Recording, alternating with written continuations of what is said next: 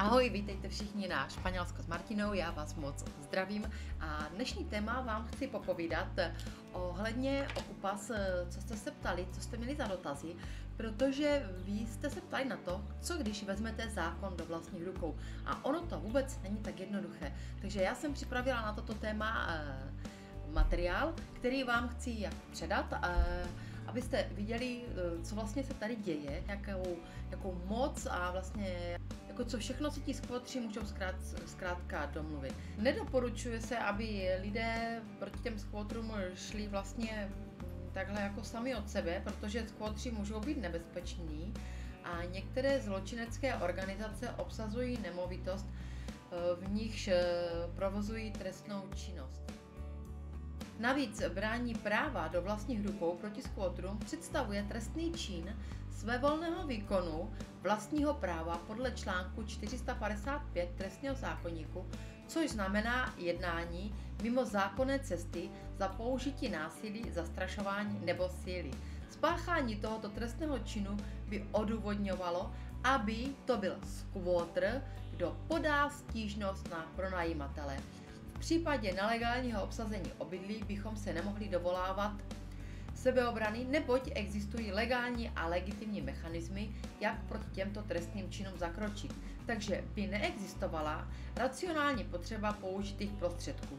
Důvody, proč může skvotr nahlásit pronajímatele, pokud by pronajímatel jednal na vlastní pěst a bez využití právních mechanismů, v případě nelegálního obsazení, tak se dopouští trestného činu svévolného výkonu, ale může se dopustit i dalších trestných činů, jako je nátlak, zastrašování, vyhrožování nebo porušení osobních údajů.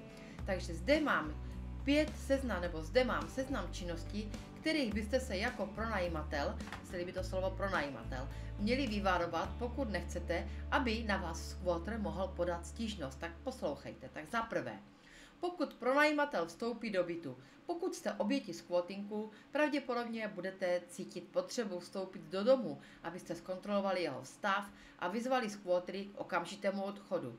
Skvotovaná nemovitost je stále vaším majetkem, nicméně pokud skvotr dokáže odůvodnit, že se jedná o jeho obydlí, bude vlastnictví dočasně jeho. Takže pokud bychom do domu vstoupili, dopustili bychom se protiprávního jednání. To je jeden z případů, kdy může skvotr podat stížnost na pronajímatele. Za druhé, pokud pronajímatel vymění zámek, na to jste se mě taky ptali, variantou, která se zdá být méně nebezpečná než vstup do nemovitostí ze skvotry uvnitř, je počkat, až v určitém okamžiku nemovitost opustí, abychom se do ní dostali vlastním klíčem nebo s pomocí zámečníka a vyměnili tak zámek. Takový postup by však mohl být považován za trestný čin nátlaku a také za vloupání, takže by skvotr mohl podat stížnost na pronajímatele. Za třetí, pokud pronajímatel přeruší dodávky energií. V případě, že pronajímatel odpojí nemovitost od inženýrských sítí, může se to zdát nelogické, nicméně odpojení od inženýrských sítí může být považováno za nátlakovou taktiku, která by byla považována za trestný čin nátlaku podle článku 172 trestního zákoníku. Ačkoliv je to zcela nespravedlivé, přerušení dodávek by mohlo být pro skvotra důvodem k podání stížnosti na pronajímatele. Za čtvrté, pokud pronajímatel nebo sousedé skvotry napadají nebo jim vyhrožují. Ztratit nervy v takové situaci není těžké, zejména pokud musíte vidět skvotry na půdách a ve společných prostorách budovy.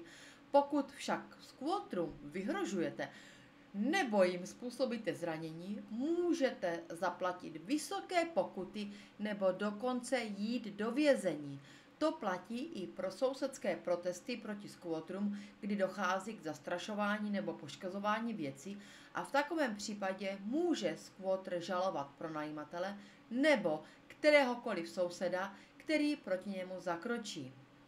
Za páté, pokud pronajímatel veřejně odhalí skvotry.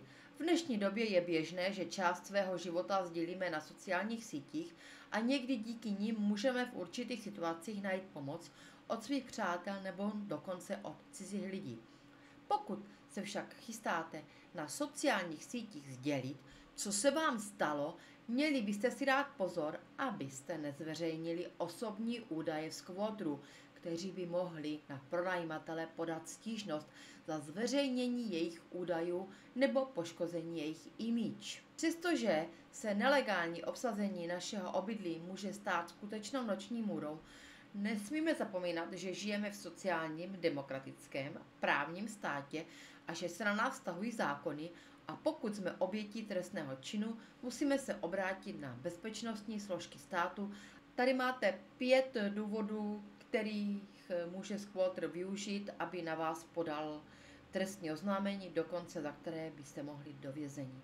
Takže budu ráda za vaše komentáře, určitě se vyjádřete, napište, pokud sami máte nějaké zkušenosti tady s těmi okupácií, budu ráda. Jinak uvidíme se u dalšího videa. Mějte se krásně, ahoj!